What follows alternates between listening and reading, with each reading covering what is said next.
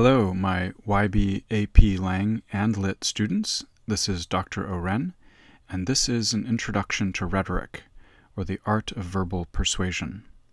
This is also an introduction to rhetorical analysis, one of the key essays you will be required to do on the AP Lang exam. Rhetoric is the art of how to use language to move people, convincing people through language, getting them to act on your beliefs.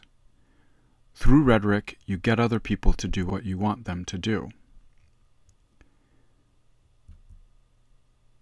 The framework here is rhetoric, then and now, and I have a few subcategories I'll take us through: the Middle Ages, the Renaissance, modernity, and some examples. But before we begin, I want to point to a few images I found to spice up our thinking about rhetoric.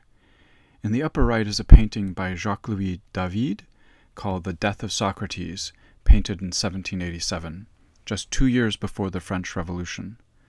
Socrates is the figure seated upright in the middle of the painting, ready to take his chalice full of the poison hemlock, his criminal sentence for having been falsely convicted on the charges of corrupting the youth and for introducing new gods.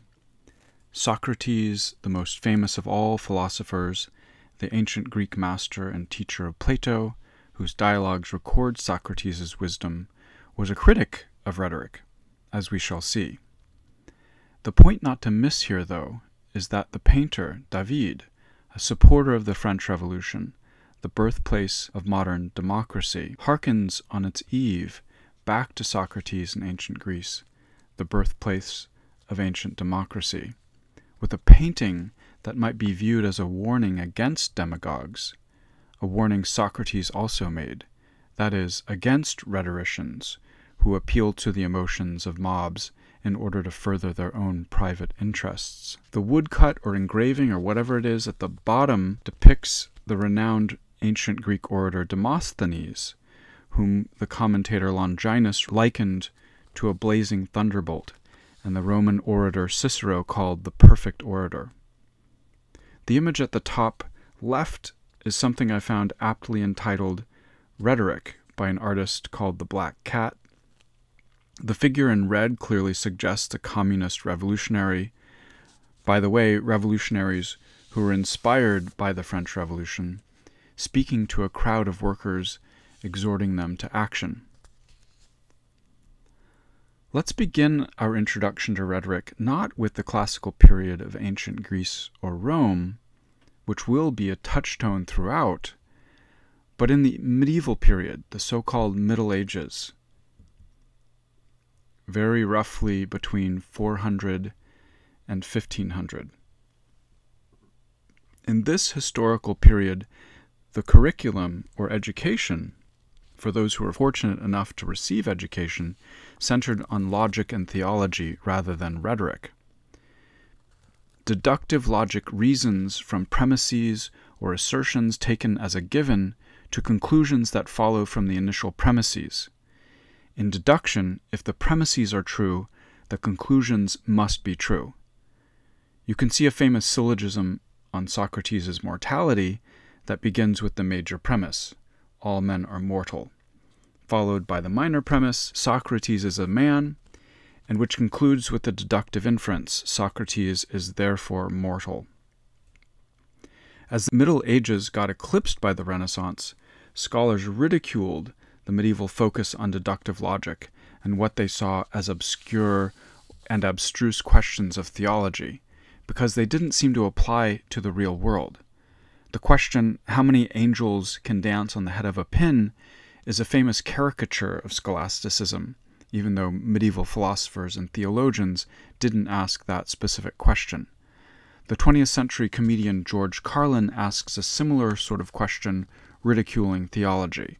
If God is all-powerful, can he make a stone so big that he himself can't lift it? Deductive logic is, of course, a central field of study and remains absolutely vital to modern education. It offers a formal structure by which we decide the validity of an argument, one in which, if the premises are true, the conclusion must be true. Here's another example of a deductive syllogism. All witches have warts. Jenny is a witch. Therefore, Jenny has warts. You can see this is a valid argument. If the premises are true, then the conclusion must be true. Nevertheless, critics of scholasticism saw the curricular focus on logic and theology as disconnected from the real world. And here we shift to the Renaissance, a French word that means rebirth, marking a period roughly from 1350 to 1660. The so-called rebirth or Renaissance was a rediscovery of, or at least renewed focus on, ancient classical languages, arts, and culture, especially from ancient Greece and Rome, whom the Renaissance elite aspired to imitate and even surpass. The painting I cite here is called The School of Athens. It's actually a fresco by the famous Italian Renaissance painter Raphael, done from 1509 to 1511, in a palace in the Vatican in Rome. The painting presents a view of classical arches and architecture populated by famous ancient Greek luminaries, with Socrates and Plato in the center, and the painting's vanishing point. By the way, along with the vanishing point, the painting also demonstrates linear perspective, which was invented or perhaps rediscovered in the Renaissance. But again, the painting captures the Renaissance's obsession with and reanimation of classical thought and culture from ancient Greece and Rome. In the Renaissance, a movement called humanism displaced logic as the object of study and replaced it with rhetoric. Rhetoric was not concerned with whether the tools of argument were formally correct, as in deductive logic, but with using anything in language to persuade people that you are right. The humanists argued that language should be useful in public life, that it should be political, for example. There is something dramatic in this, in oratory and rhetoric. Drama relies on people speaking from their own point of view and convincing others. There is a premium on adapting language to circumstances and on improvisation, and anticipating counter-arguments, and in arguing in utramque partem, a Latin phrase that just means on both sides of the question. There's something inherently dramatic about this practice. Contradiction was not a scandal to humanists, but rather a marvelous sight of rhetorical possibility, pro and contra arguments simply demonstrating that the same text is open to multiple and competing interpretations. Rhetoric replaced logic as the dominant mode in the Renaissance. In the Middle Ages, scholastic philosophers pursued the science of rhetoric, but in the Renaissance, writers preferred the ostensibly more practical effects of rhetoric. Rhetoric became the foundation and preparation for all other disciplines. Other disciplines were rhetorically influenced. Renaissance rhetoric was based on classical sources and tropes, that is, figurative techniques, for example, on writers such as Cicero, who was a Roman orator and philosopher, and Quintilian. Roman rhetoricians were in turn based on classical Greek rhetoric. Classical Rome, of course, prized public speaking and oratory, but also the art of how physically to present the self as well as speaking. That is, the art of speaking rather than writing, a living speaker. But putting rhetoric, or the art of persuasive speaking or writing, at the center had the goal not only of making the student a better speaker or a better arguer, more effective, but also of making the student a virtuous person. The underlying assumption, however questionable, was that nobody can be a good speaker without being a moral person, and vice versa, that eloquence and wisdom are essentially tied together. And the centrality of rhetoric was linked to the importance of imitation. Students would acquire rhetorical skills by imitating the classics, or would learn to become better writers by imitating classical writers' syntax, vocabulary, and so forth. But there was an ethical dimension to this as well, namely the notion that readers would learn to be better people by imitating the examples of virtues and vices that they saw in texts, it also offered a method or technique for transforming the self. For example, the humanist educator Erasmus offered his method as a technique for transforming the self, for producing ideas, and for the moral development of the self. Moreover, the technique becomes portable since anyone can learn and apply the skills. So it's democratizing in a way, since anyone can use it, and anyone can use it as a technique for social climbing. This is the stuff of liberal education, and indeed still has powerful sway in the liberal arts and education today. So Renaissance rhetoric was based on classical sources, for example, on ancient Roman writers such as Cicero and Quintilian. Classical Rome prized public speaking and oratory, but also the art of how to physically present the self. Classical Roman rhetoric was in turn based on ancient Greek rhetoric. So let's look at some definitions of rhetoric from antiquity. As I said, Plato and Socrates critiqued rhetoric, although in places Plato seems to have some sympathy or some openness for rhetoric. This is from Plato's Phaedrus. An orator who knows nothing about good or evil undertakes to persuade a city in the same state of ignorance, by recommending evil as though it were good. The man who plans to be an orator need not learn what is really just and true, but only what seems so to the crowd. So a devastating critique of rhetoric.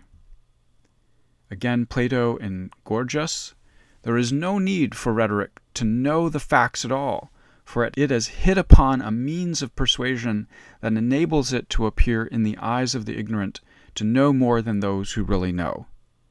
Again, the representation of rhetoric as essentially deceptive. And of course, Plato often fought with the so-called sophists, who were these orators, these public speakers who were well-versed in rhetorical tricks of persuasion, but who Plato saw as essentially bankrupt and bereft of truth and real ideas. However, Aristotle, who was also a student in the school of Athens, following Plato, and wasn't totally opposed to Plato, but nonetheless defends rhetoric. And so here's Aristotle in his own treatise on rhetoric. Rhetoric may be defined as the faculty of observing in any given case the available means of persuasion. This is not the function of any other art. So Aristotle defends rhetoric as an art, as something that has a body of knowledge. That is, there's a technique to it. It's an object of study with rules. It has real knowledge which can be communicated, according to Aristotle. And the subject matter, the art of rhetoric, is namely the available means of persuasion. These are the kinds of arguments that an orator has at his or her disposal. So here is Cicero, the Roman writer or orator Cicero, from his De Inventione. Oratorical ability is part of political science. The function of eloquence seems to be to speak in a manner suited to persuade by speech. The end is to persuade by speech. So the purpose of rhetoric, of the orator, is to persuade the listeners to a particular point.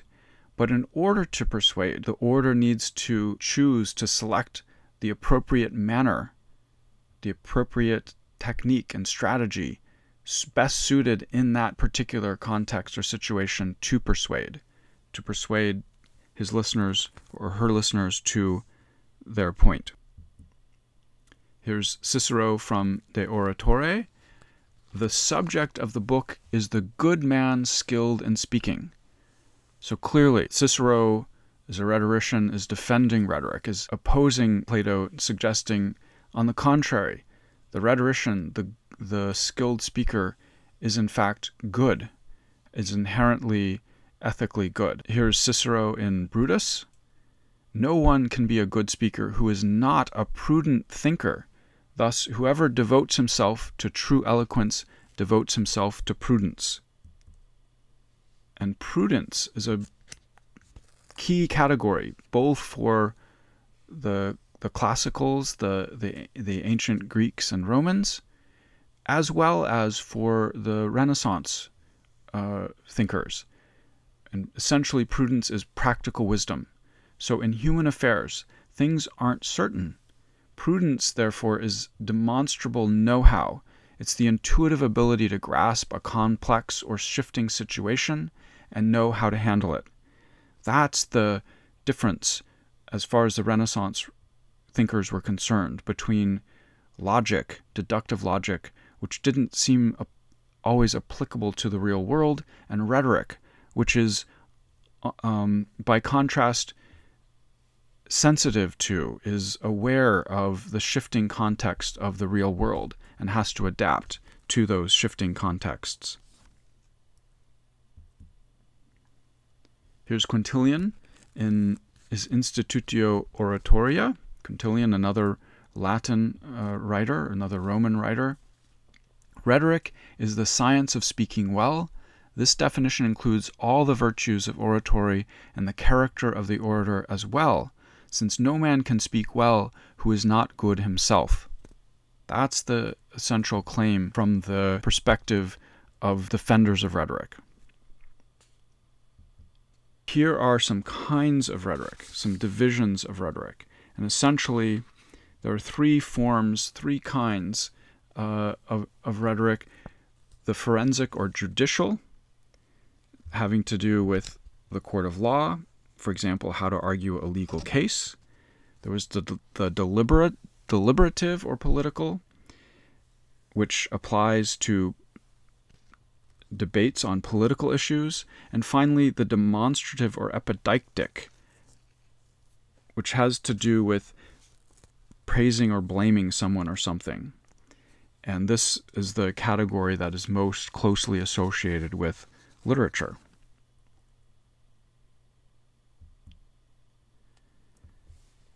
Rhetoric also might be divided into levels of style, from the high style, the sublime style, the great style, which is designed to move an audience, the middle style, which is a kind of in-between thing style, which is designed to conciliate, and the plain or lowly style, which is designed to teach. The trick is to know what level of speech you need, what level is best suited to the occasion, and to use all available means in that particular style in order to persuade.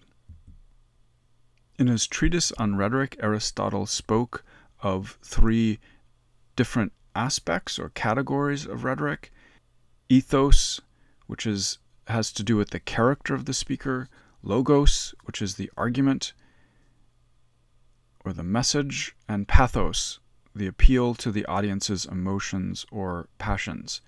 And so these are aspects which the orator should take into consideration in constructing his speech or argument. The point to emphasize here is, in contrast to deductive logic, is that rhetoric is a kind of reasoning or logic about things that could be otherwise, things that are contingent and debatable. So it's not exactly a science, not an exact science, but rather it's a matter of probable reasoning, probable and persuasive, but that may not be valid. Here are some examples which would fall into deliberative rhetoric. Question such as, should Carthage be destroyed? One could argue on both sides of the question. It's a probable argument rather than a deductive matter of deductive reasoning and logic. Should Hannibal be allowed to stay in Italy, leave Rome, or return to Carthage? These are questions that cannot be addressed by deductive logic, but rather need the force, the persuasive force of rhetoric and probable argument.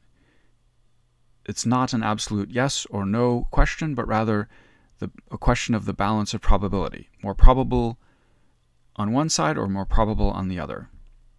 The public nature of rhetoric derived from Athenian democracy and the Roman Republic, and thus from a democratic culture. It was the art of democracy, how to persuade your fellow citizens. Rhetoric was a system to allow citizens to compete with each other. In the Renaissance, Shakespeare's Julius Caesar, for example, stages public debate. The play assumes a small r republican world where people are free to speak their minds. But there's a problem with this picture, for in the Renaissance, monarchies were the dominant form of government. Princes rule by fiat, and there was no permitted debate. 13th and 14th century Italy was different, not being a unified country, but a collection of independent regions and city-states. Florence had urban communes, not bound over to some local lord. Citizens enjoyed public liberties, and there were strong traditions of public debate. Republican government thus inspired a revival of classical rhetoric, as it became relevant again. But in the 16th century, Italy was degenerated into principalities with oligarchies and so on. These were very different political conditions. In rhetoric, oratory gave way to writing. Forensic and deliberative rhetoric withered away. Epideictic oratory, however, survived. One reason for this, of course, is spelled out in Machiavelli's famous treatise, The Prince. Rulers love to be praised. Again, epideictic oratory is the rhetoric of praising and blaming. So new conditions changed forums, but they also changed the way people thought of rhetoric. For Cicero, rhetoric was a contest or competition among speakers. A speaker would speak in a public forum and then sit down. There was a distribution of roles of speaker and audience. Renaissance rhetoric gave up the dialogical model of rhetoric as a dialogue between speaker and audience. The speaker was imagined to be imposing his will on silent or passive listeners. The space of rhetoric was largely the royal court, where the monarch figure ruled over his subjects. Rhetoric here was the equivalent of political power. The Renaissance writer Peacham, for example, called the orator the emperor of man's minds and affections, like an omnipotent god, one who ruled with despotic power over the minds of men. A popular figure for this power was Orpheus in classical mythology. With the power of the orator, things magically obeyed him. They were considered the founders of society, before which only existed in a brutal war of all against all, or state of nature. In these conventional narratives, the orator, the speaker, the rhetorician appears. Beasts are civilized and organized to the society, simply through the power of speech. According to Cicero, for example, after the orator civilizes, everyone becomes rational, self-regulated, and self-governing. These are the extravagant claims of the defenders of rhetoric, of oratory. I want to look at an image depicting the orator as ruler, the Gallic Hercules. He's wearing the skin of the Nemean lion and holding a club, yet it's not physical strength but the power of oratory that dominates. There are chains from his mouth to the ears of his subjects. He is the orator king, seated on a throne, pulled by subjects. The image figures the power of oratory. There's no option of leaving. The oratorical power to move is figured by physical movement. The yoked oxen, for example, are voluntarily obedient. All of this is produced by the power of rhetoric. At least this is what the image claims. As if to say, do not will by force, but by convincing. Francis Bacon, for example, speaking on the topic of Orpheus. Francis Bacon, by the way, is a famous Renaissance figure and writer. But he speaks about Orpheus and argues that persuasion and eloquence gets people to assemble and unite and take upon them yoke of laws and submit to authority and forget their ungoverned appetites and listening and conforming to precepts and discipline. So rhetoric impresses a docile population to submit to its orator king. And look at the caption on this image. Hic Hercules est Gallicus. This is the Gallic Hercules. Intelligat, qui aures habet. Let he who has ears understand.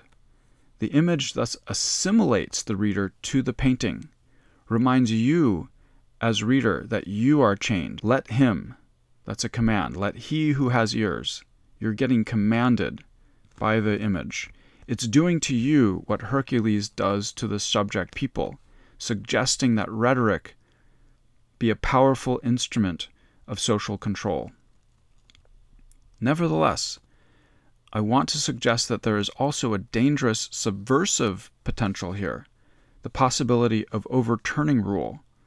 For the image suggests that rhetoric should be used, 1, to deceive people, and 2, to appeal to emotions, passions, and imaginations, not just reason and rationality.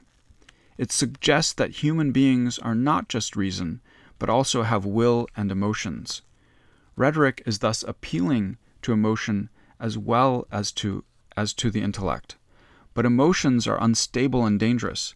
In Renaissance psychology, human beings have an internal hierarchy, with reason at the top, following a monarchical model. So reason is at the top, is the king, is the monarch, and the emotions, the body, the lower part regions are supposed to obey. But rhetoric is subversive, staging a coup d'etat, putting the emotional faculties at the top. And there's an ambiguity to observe about Hercules. Hercules is in a passive position. He's getting moved. So we could ask the question, is Hercules king or prisoner? The image doesn't resolve this ambiguity.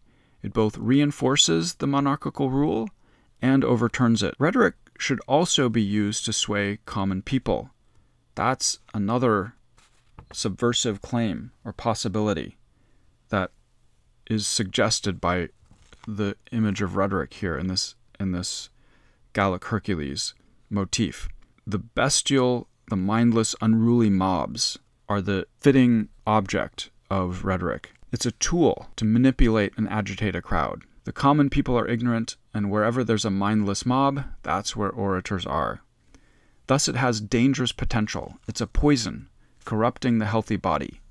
In Hamlet, in Shakespeare's Hamlet, for example, Claudius pours poison into the king's ears, a symbol of rhetoric. Prostitutes are another figure for rhetoric, having disgusting, diseased bodies, figures for disgusting, diseased arguments. It's an all-powerful, almost magical force. But the dream of rhetorical omnipotence is just a dream. It's no match for military and economic might. It was in the interests of the people who wrote to seem omnipotent, but they were just bureaucrats. They indulged in a fantasy of social advancement in an imaginary realm where they rule, where speech alone could rule, could get people to do what they wanted them to do. But these writers who extolled rhetoric, who extolled the power of their words, and were in some sense merely emperors in their own minds. It's the rhetoricians who think that rhetoric is powerful.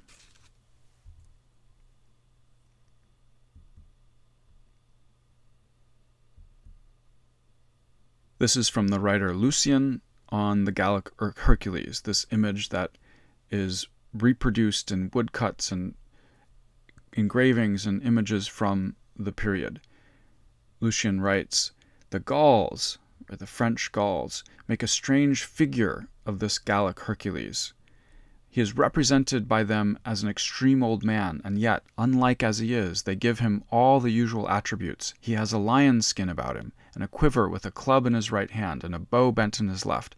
This old Hercules is represented as drawing a large number of people after him, whom he seems to have bound by the ears with very slender chains, made of amber and gold, like beautiful necklaces, held notwithstanding, as they are, by these weak little links. They none of them endeavor to get away.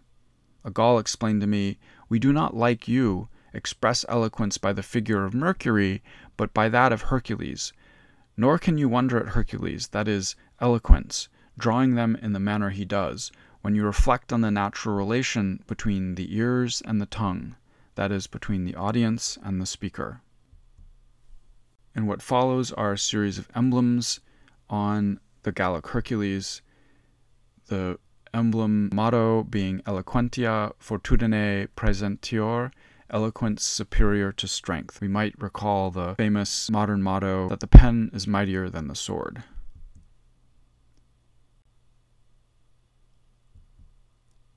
These are all images of the Gallic Hercules, figures for the orator.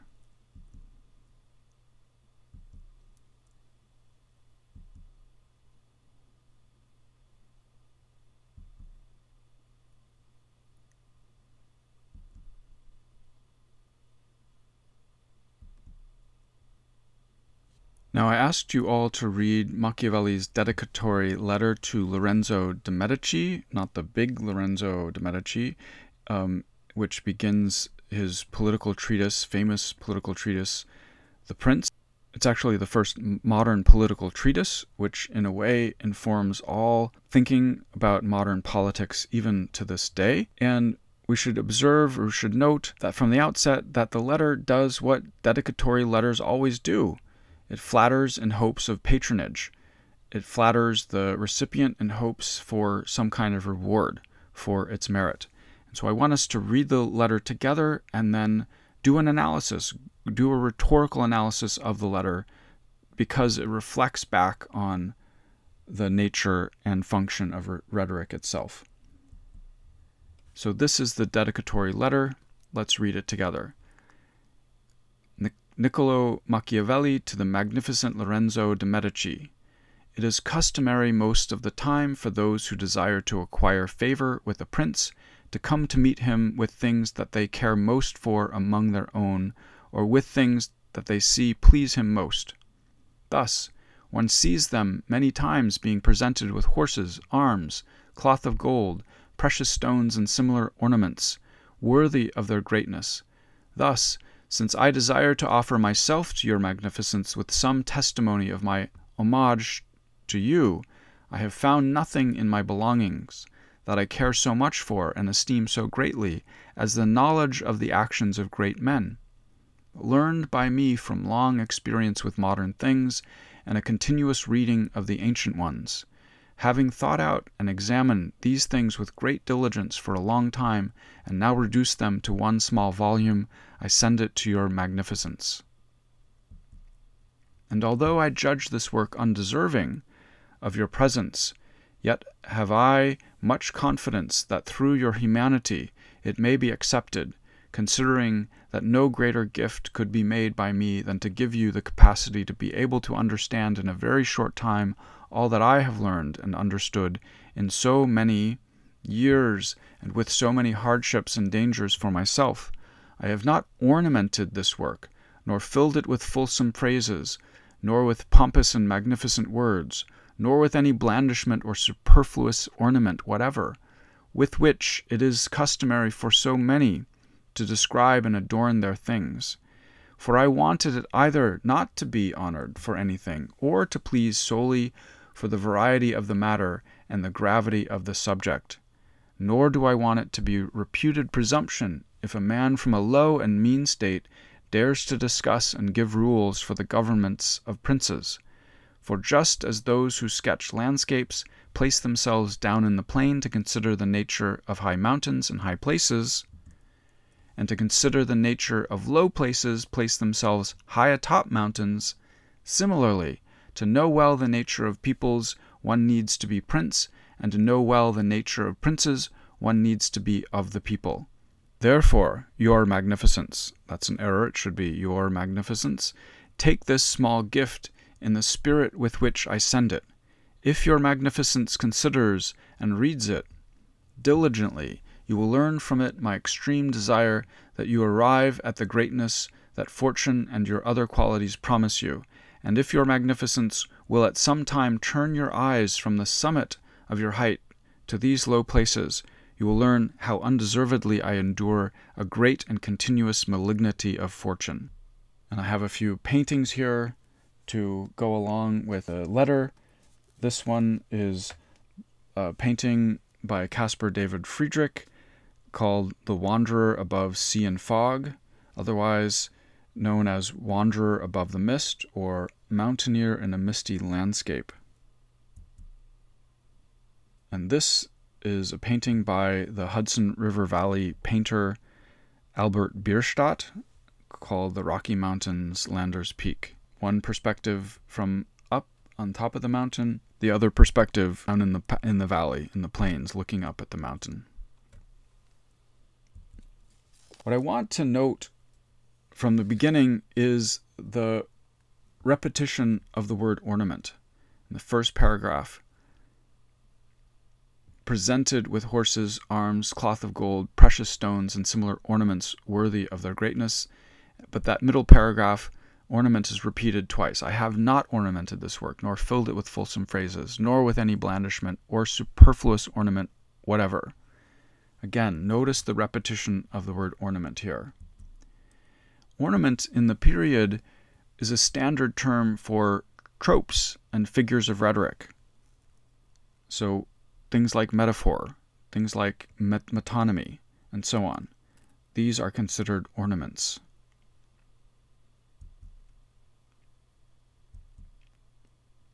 So Machiavelli here is rejecting rhetoric. He's saying, hey, my book is not rhetorical. My book is not entertaining, but it's neutral and objective. It's a meat and potatoes kind of book. He's saying, I'm giving you the direct and simple truth. I'm not ornamenting it. I'm not dressing it up. I'm giving you a practical, trusted, and plain-spoken treatise on politics.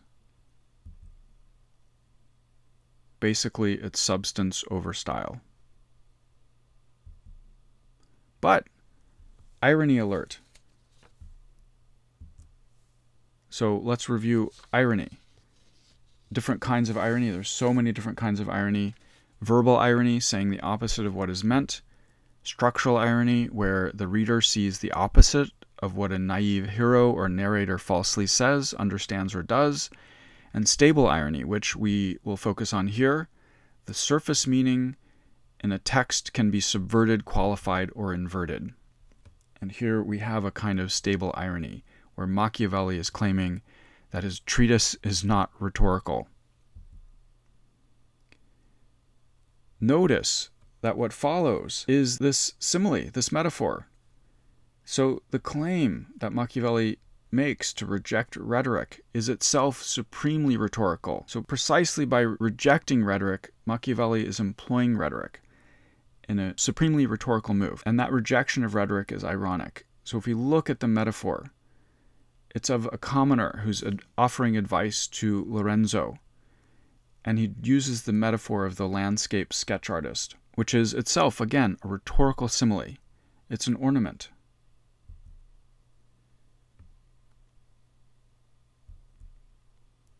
But what's the effect? Why does he use this simile? Well, why do you use similes? Why do you use metaphors? It makes his case more persuasive. And what's the lesson of the landscape painter?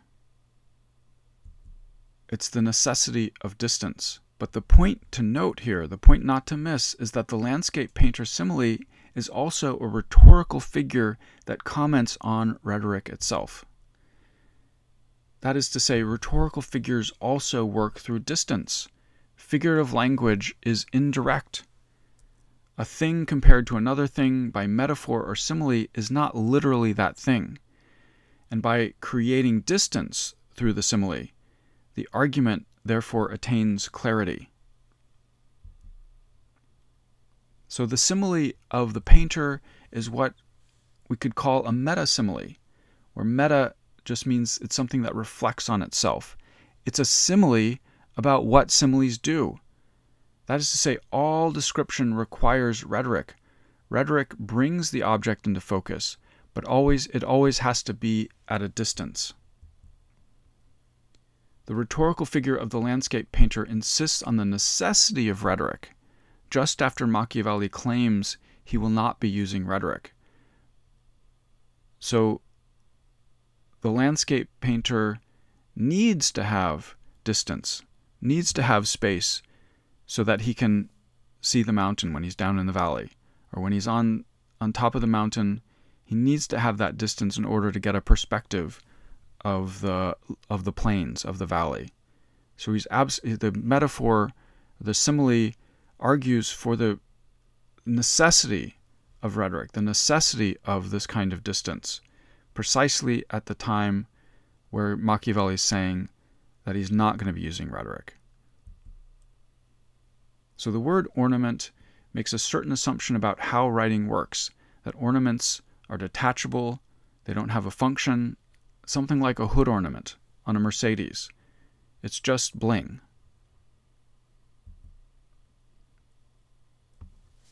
But the view of rhetoric as an ornament assumes that there's an other direct, some kind of literal transparency of language. There's some kind of language that is free of rhetoric. That's Machiavelli's claim, again, which I would argue is supremely rhetorical. But for the landscape painter, again, this is not an option. The painter must have distance. Writing as well requires rhetorical distance. Everything in language isn't literal. It can't simply be literal. There's a need for metaphor, for metonymy, for figurative language. So Machiavelli refutes in practice what he asserts in theory.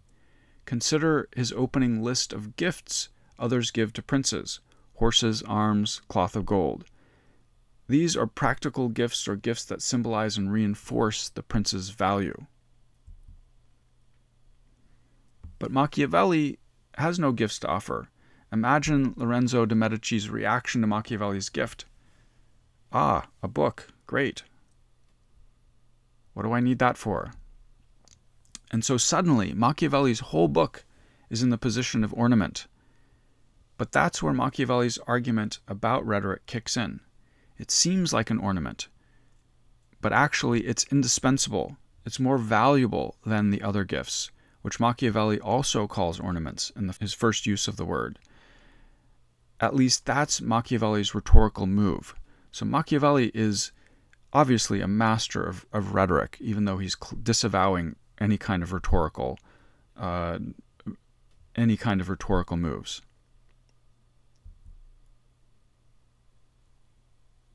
There's another rhetorical device in the letter I want to point out, which we might call parallelism. So parallelism is when two or more parts of a sentence are governed by a single grammatical device. They are said to be structurally parallel or in parallelism. For example, phrases like, or constructions like either X or Y, either boxing or wrestling. That is an example of parallelism. Other examples of parallelism include neither X nor Y construction, neither tennis nor racquetball, not only X but also Y construction, he not only sleeps soundly but also snores loudly, or the series of items X, Y, and Z. Do you promise to love, honor, and cherish? So Machiavelli uses parallelism in a series of items in the list of practical gifts to princes: horses, arms, cloth of gold, precious stones, and similar ornaments. And he also, ironically, in a sentence, claims not to use ornament, not to be rhetorical. I have not ornamented my work, nor filled it with fulsome phrases, nor with ... nor with ellipsis, or superfluous ornament whatever. So the irony is that in the very sentence where he's claiming not to use rhetoric, he's employing the device of parallelism, which is a fantastically effective rhetorical device. What's the effect of parallelism? Why is it effective? Well, you could argue that Machiavelli uses parallelism in the first instance of the series in order to point to the equal, if not superior, value of his gift among the others given to princes. That is, his gift is parallel to these other gifts. It's in this series, and it's just one in this series. equal to, and in fact, he's arguing exceeding the value of these others. In the second instance, though, the parallelism of not, nor, or, stylistically and powerfully reinforces Machiavelli's rejection of rhetoric. Of course, again, by using the rhetorical strategy of parallelism. All others in the negative list use fake rhetoric, but not me, Machiavelli is saying here forcefully, ironically through rhetorical parallelism. So let's take a look at Aristotle's well-known so-called rhetorical triangle. Ethos, credibility and ethics; pathos, emotions and feelings; logos, logic and reason. Let's start with principles. And here is a visual representation with text of the rhetorical triangle. It's really worth studying this particular figure, which maps out the three corners of the triangle. The message at the top being the most important. Logos is the most important part of the rhetorical triangle, because since presumably and ideally all arguments should be rationally forceful. They should make sense and be logically consistent, internally consistent. Logos covers things like reason and evidence, and that's most associated with the message. It's the message itself on its own merits which should cohere and be forceful and rational. Pathos: how can I make the reader open to my message? How can I best appeal to my reader's values and interests? How can I engage my reader emotionally and imaginatively? So pathos corresponds to the audience. How does the message impact the audience, impact the reader? Ethos: how can I present myself effectively? How can I enhance my credibility and trustworthiness, corresponding to the writer or the speaker?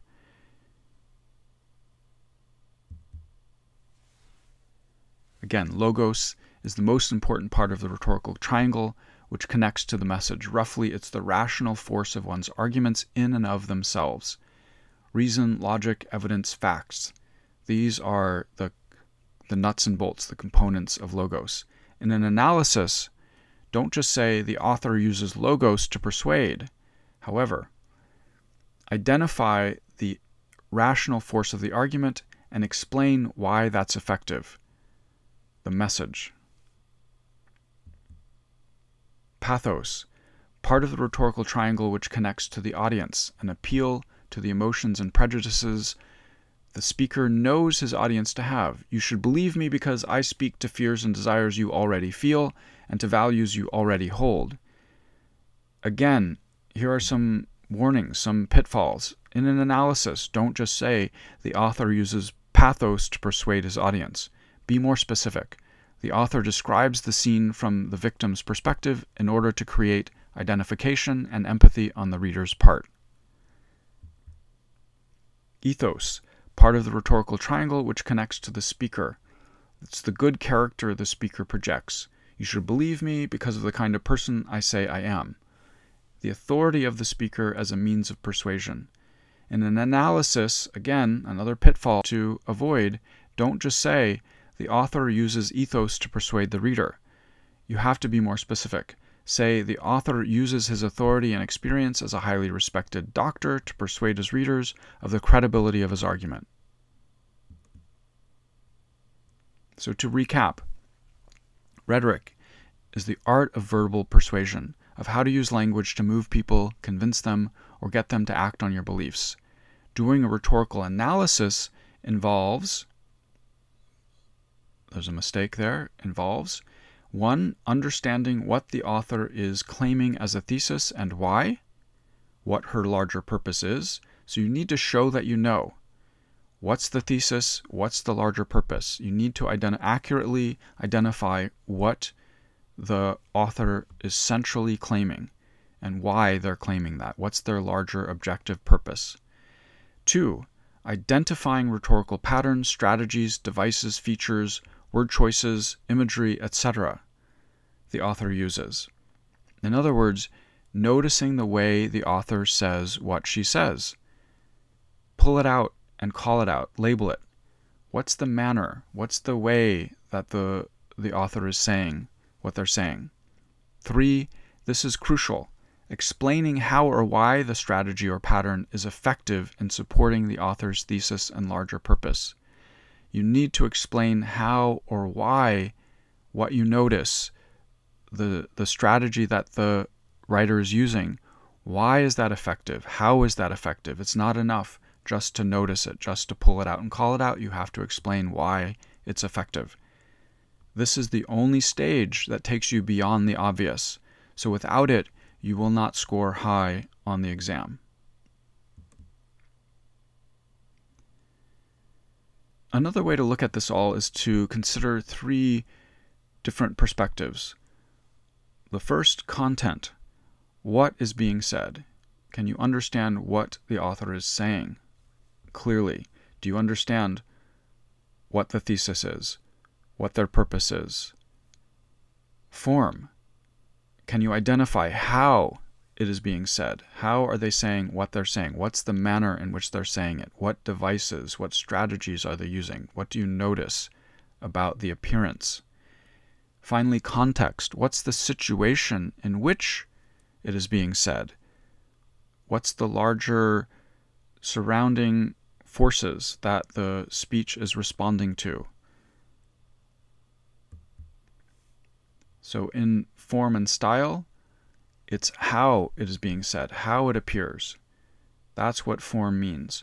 So form can cover things like word choice, rhetorical or literary devices, figures and features, patterns, imagery, syntax, structure, order, narrative or rhetorical strategies, binary oppositions. The list is endless. There are so many different strategies, so many different ways in which form plays out.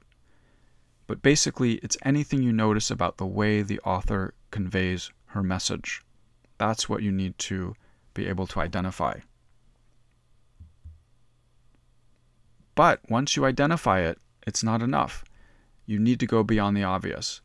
You need to explain how or why the strategy or form that you notice is effective in supporting the author's thesis and larger purpose.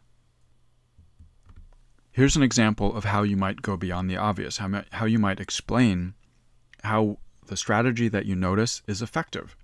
Machiavelli's simile of the landscape artist makes his case to Lorenzo more persuasive. Just as the sketch artist needs distance to portray the high mountain, so the prince needs the artist, that is, Machiavelli, in order to understand himself and his situation, how to maintain his power as a prince. Suddenly, through the rhetorical power of the simile, Machiavelli's treatise seems a life-or-death necessity to the prince, whose survival now depends on it. Machiavelli's treatise is a treatise on the prince, on how princes can get and maintain and keep their power. And the simile argues for his indispensability, for Machiavelli's indispensability in teaching the prince these principles, these vital principles of grasping, of claiming and maintaining power. Notice further that Machiavelli uses chiasmus, so another strategy, a rhetorical device with an A-B-B-A pattern. To know well the nature of peoples, A, one needs to be prince, B, and to know well the nature of princes, B, one needs to be of the people, A. Chiasmus means cross, and as a device it brings the two crossing A and B terms closer together and makes them seem as if they're logically connected when they're not necessarily so. Therefore, in this instance, the chiasmus binds together the prince and the people, here represented by Machiavelli. Machiavelli's goal is to win the favor of the duke, and the chiasmus suggests they should be tight, despite the one being high and the other low. So what follows are some examples on which you could do rhetorical analysis. So try, before you watch each video, to look at the question, consider it, and then think about how you would analyze what you watch. So what do you notice in this famous clip of President John F. Kennedy? And so, my fellow Americans, Ask not what your country can do for you. Ask what you can do for your country.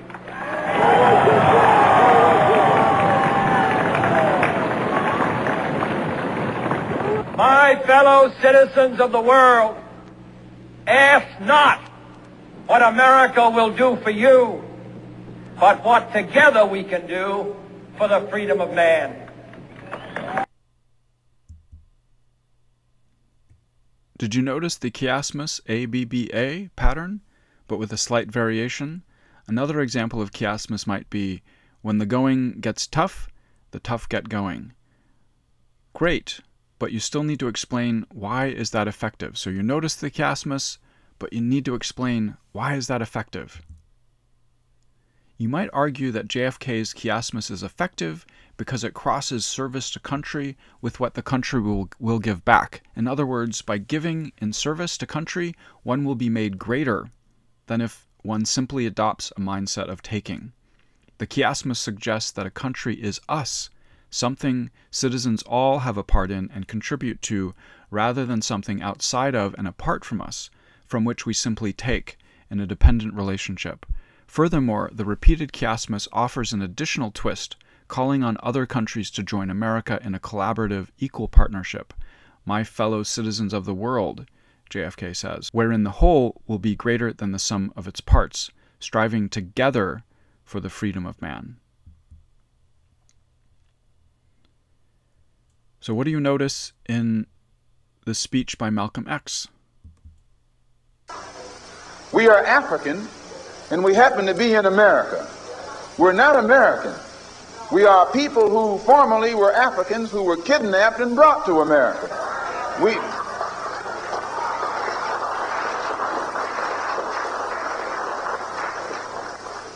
Our forefathers weren't the Pilgrims. We didn't land on Plymouth Rock. The rock was landed on us.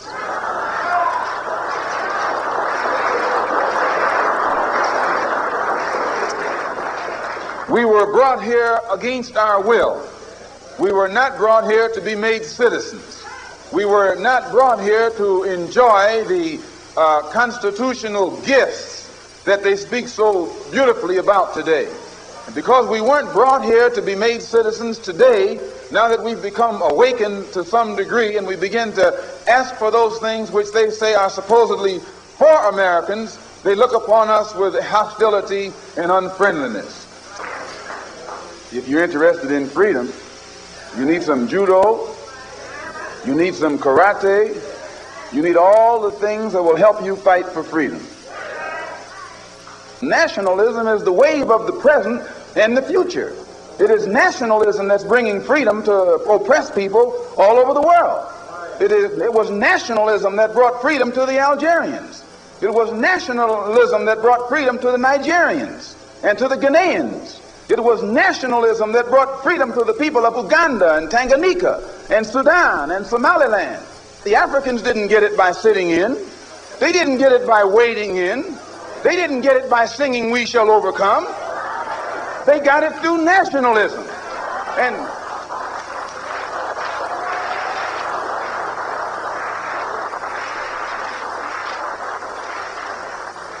And you and I will get it through nationalism. What is it? What is it that makes it difficult for the philosophy of nationalism to spread among the so-called Negroes? Number one, they think they have a stake in America. They think they have an investment in this country, which we do.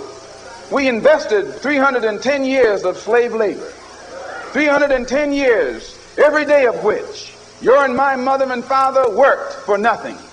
Not 8 hours a day. There was no union in that day. They worked from sun up until sundown, from can't see in the morning until can't see at night. They never had a day off. And on Sunday, they were allowed to sit down and sing about when they die, they wouldn't be slaves no more. When they die, they wouldn't be slaves no more. They'd go up in the sky, and every day would be Sunday. That's a shame.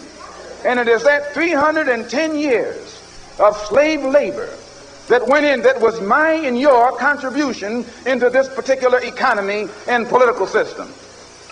They can give us the back pay. Let's join in. If this is what the Negro wants, Let's join him. Let's show him how to struggle. Let's show him how to fight. Let's show him how to bring about a real revolution. Let's make him stop jiving.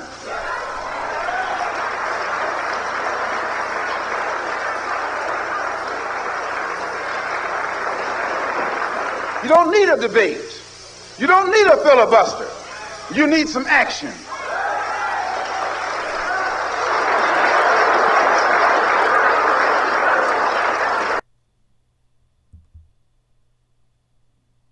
Did you notice the chiasmus? This time the crossing suggests and drives home through grammar the fact that African Americans were victims in slavery. They were not subjects, active doers in the sentence, but reduced to passive objects who had unspeakable things done to them.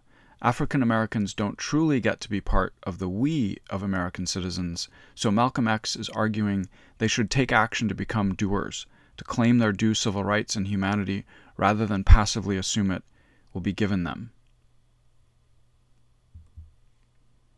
Did you notice the repetition of the phrase, "It is nationalism that is bringing freedom to oppressed peoples. It was nationalism that brought... ...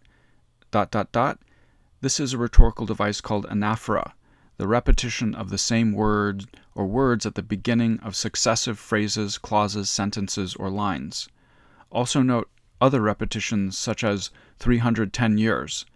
There's so much to notice in this speech by Malcolm X, so many different devices. We could spend a lot more time discussing this. But so you've noticed a couple. You've noticed chiasmus. You've noticed anaphora. That's great. Again, you still need to explain, why is this effective?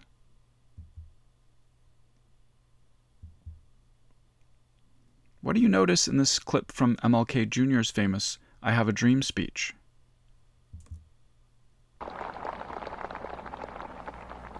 So even though we face the difficulties of today and tomorrow, I still have a dream. It is a dream deeply rooted in the American dream. I have a dream that one day this nation will rise up and live out the true meaning of its creed. We hold these truths to be self-evident, that all men are created equal.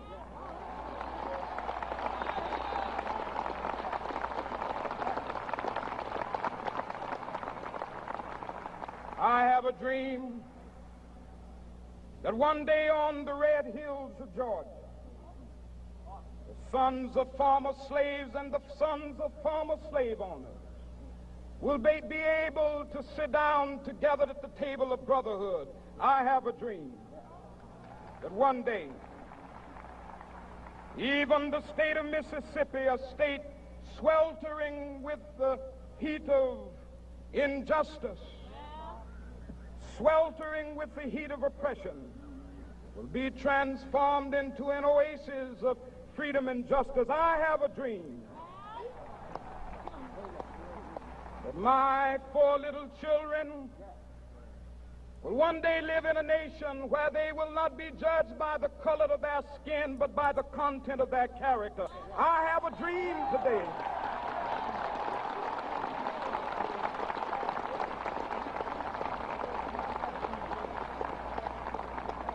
I have a dream that one day down in Alabama, with its vicious racists, with its governor having his lips dripping with the words of interposition and nullification, one day right there in Alabama, little black boys and black girls will be able to join hands with little white boys and white girls as sisters and brothers. I have a dream today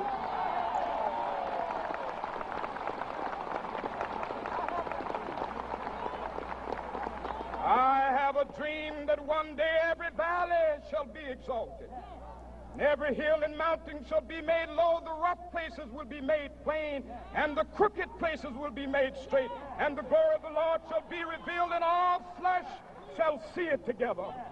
This is our hope. This is a faith that I go back to the South with. With this faith, we will be able to hew out of the mountain of despair a stone of hope. With this faith, we will be able to transform the jangling discords of our nation into a beautiful symphony of brotherhood. With this faith, we will be able to work together, to pray together, to struggle together, to go to jail together, to stand up for freedom together, knowing that we will be free one day. This will be the day. This will be the day when all of God's children will be able to sing with new meaning, "My country, tears of thee. Sweet land of liberty, of thee I sing. Land where my fathers died, land of the pilgrim's pride. From every mountainside, let freedom ring. And if America is to be a great nation, this must become true. And so let freedom ring. From the prodigious hilltops of New Hampshire, let freedom ring. From the mighty mountains of New York, let freedom ring. From the heightening Alleghenies of Pennsylvania, let freedom ring. From the snow-capped Rockies of Colorado, let freedom ring. From the curvaceous slopes of California. But not only that, let freedom ring from Stone Mountain of Georgia. Let freedom ring from Lookout Mountain of Tennessee. Let freedom ring from every hill and molehill of Mississippi, from every mountainside. Let freedom ring. And when this happens,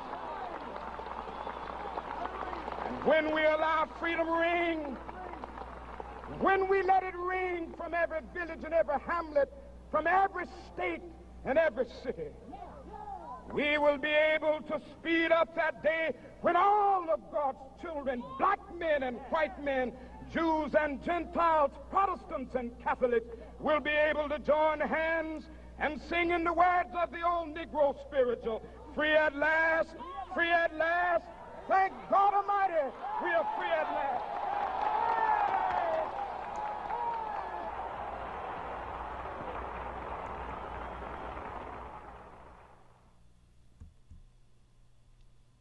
Did you notice the anaphora repeated phrases at the beginning of MLK Jr.'s sentences? Explain, why is this effective? Did you notice the alternating word choices of personal pronouns, I and we? What's the effect of this word choice? Did you notice the metaphors and imagery, such as oasis of freedom and justice? Why is this effective? Did you notice the parallelism, not judged by the color of their skin, but by the content of their characters? These are questions you need to answer in addition to simply noticing the various devices that MLK Jr. uses in his speech. Recall Plato's critique of rhetoric, of the orator who can use language skillfully to recommend evil as though it were good. What do you notice about rhetoric in this clip from Mel Gibson's controversial film, The Passion of the Christ?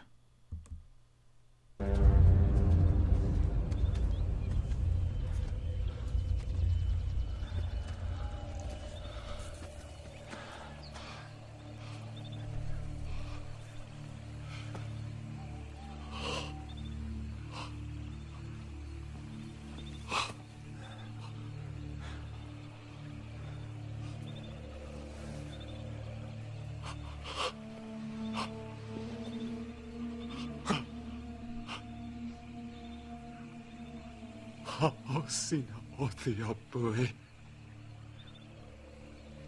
Kuma. Bezrati.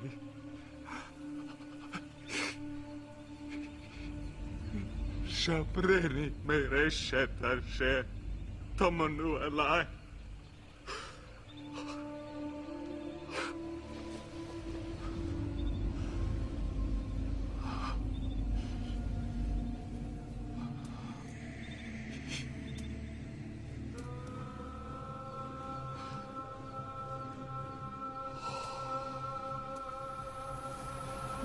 Koshtia min hand, dia nashchat, kahil mahir mo ba, ligul hatta. Prakasaya nafshi Adonai. Prakasiti.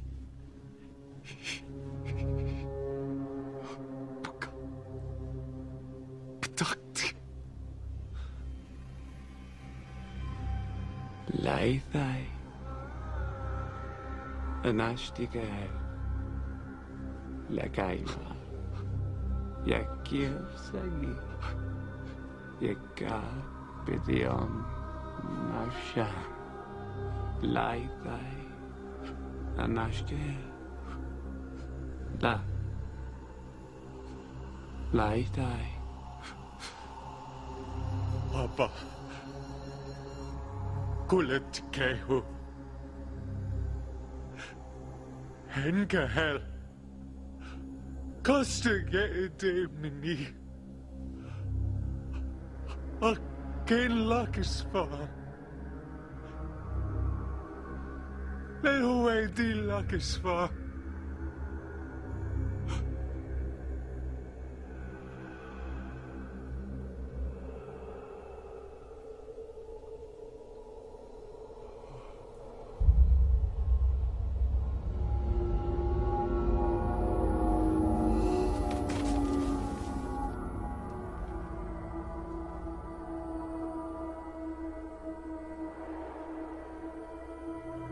Money back.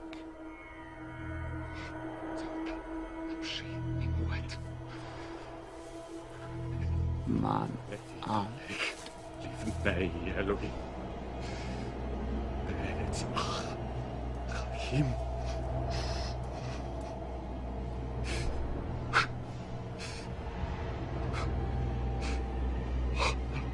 Zveni Adonai.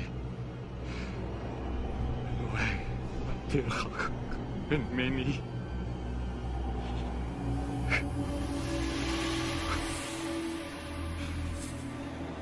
Schlagorka. Wamiteka. Emma. Yamho. Choni.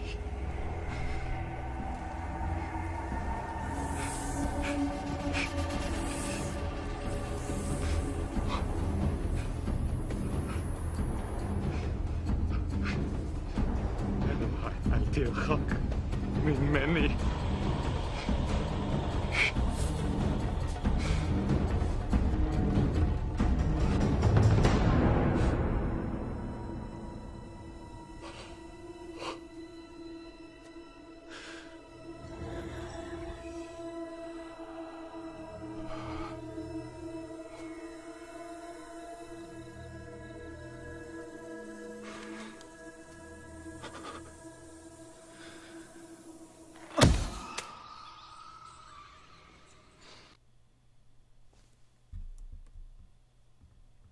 What do you notice in this speech by Adolf Hitler? How is his rhetoric effective to those in his audience? On February 10th, Hitler makes his first speech as Chancellor in Berlin.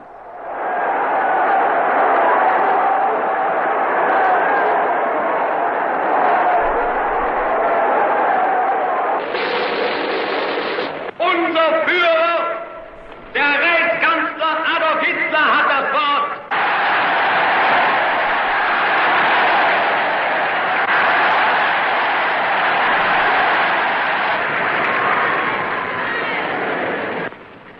Deutsche Volksgenossen und Genossinnen.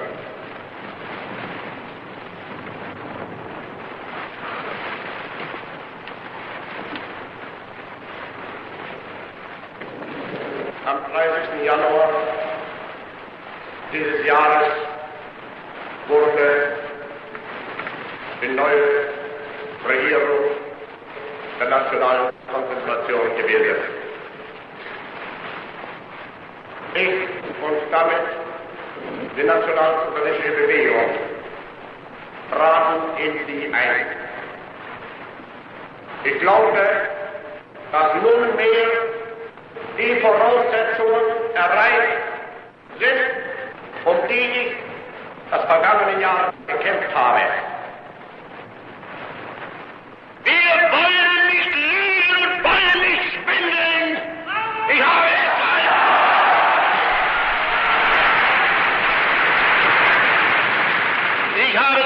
es abgelehnt, jemals vor dieses Volk hinzutreten und billige Versprechungen zu geben.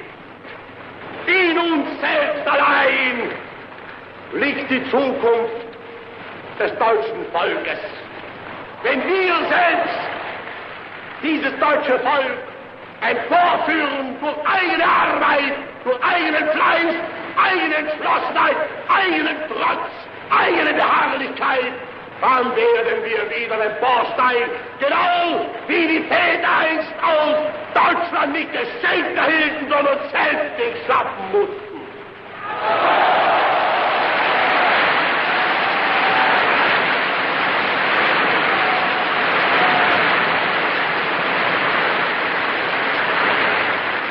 Deutsches Volk, gib uns 4 Jahre und ich schwöre dir, so wie wir und so wie ich in dieses Amt eintrat, so will ich dann gehen. Ich tat es nicht um Gehalt und nicht um Lohn. Ich tat es um deiner selbst wegen.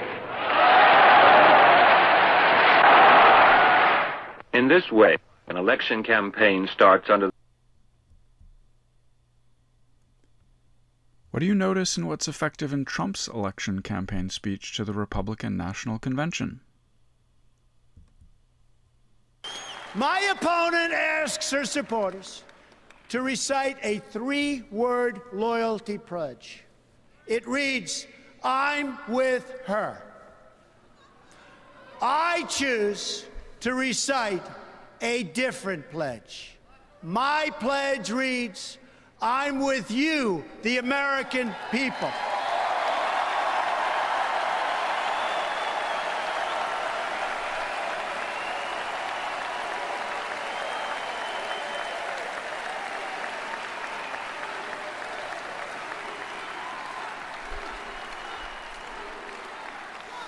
I am your voice.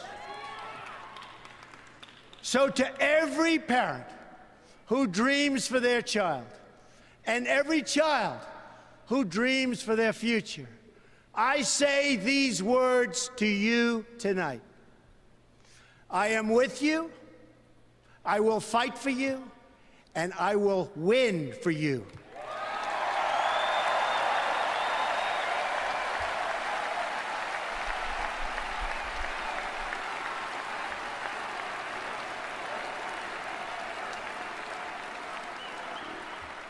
To all Americans tonight, in all of our cities and in all of our towns, I make this promise. We will make America strong again. We will make America proud again. We will make America safe again. And we will make America great again. God bless you and good night. I love you.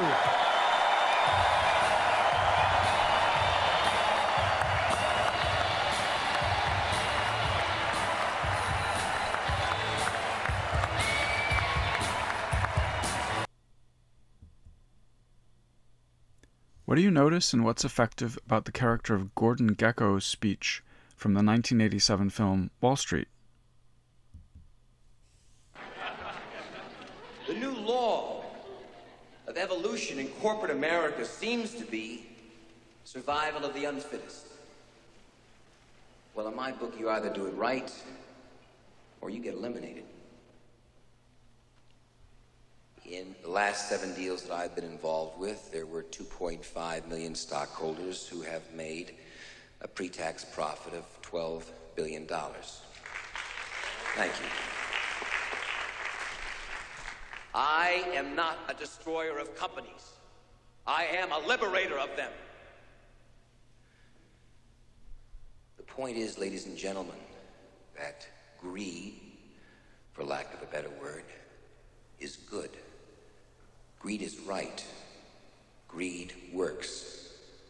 Greed clarifies, cuts through, and captures the essence of the evolutionary spirit. Greed in all of its forms. Greed for life, for money, for love, knowledge, has marked the upward surge of mankind, and greed, you mark my words, will not only save Teldar paper, but that other malfunctioning corporation called the USA. Thank you very much.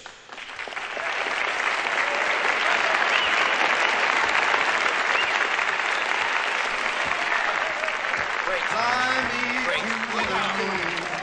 Let me play among the stars. Do you recall the imagery of the Gallic Hercules who symbolizes the power of rhetoric, where chains extend from his tongue to listeners' ears? Consider this interrogation scene from the film The Matrix. How does it reflect on rhetoric? Remember, in rhetorical analysis, pay attention to content, what is being said, form, how it is being said, strategies, techniques, etc., but also context, what is the situation in which it is being said?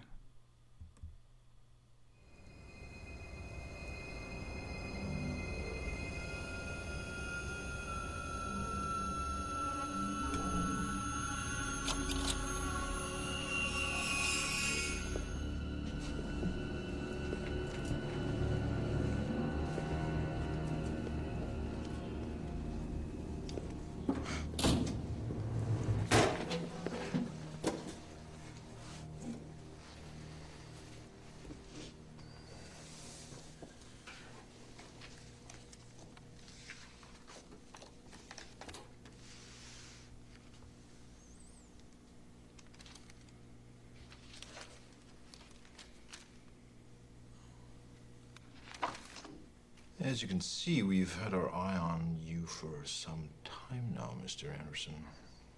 It seems that you've been living two lives. In one life, you're Thomas A. Anderson, program writer for a respectable software company. You have a social security number, you pay your taxes, and you help your landlady carry out her garbage. The other life is lived in computers, where you go by the hacker alias Neo and are guilty of virtually every computer crime we have a law for. One of these lives has a future, and one of them does not. I'm going to be as forthcoming as I can be, Mr. Anderson. You're here because we need your help. We know that you've been contacted by a certain individual, a man who calls himself Morpheus. Now, whatever you think you know about this man is irrelevant. He is considered by many authorities to be the most dangerous man alive. My colleagues believe that I am wasting my time with you, but I believe you wish to do the right thing. We're willing to wipe the slate clean, give you a fresh start. And all that we're asking in return is your cooperation in bringing a known terrorist to justice. Yeah. Wow, that sounds like a really good deal. But I think I got a better one. How about I give you the finger, and you give me my phone call? Oh, Mr. Anderson.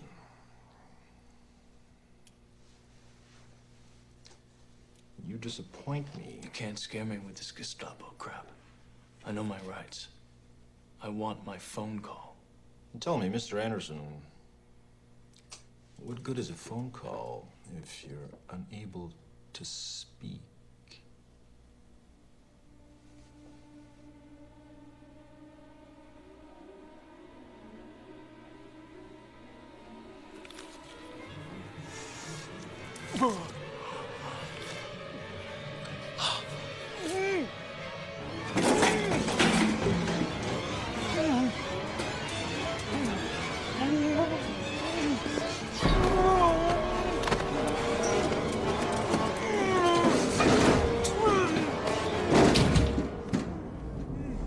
You're going to help us, Mr. Anderson, whether you want to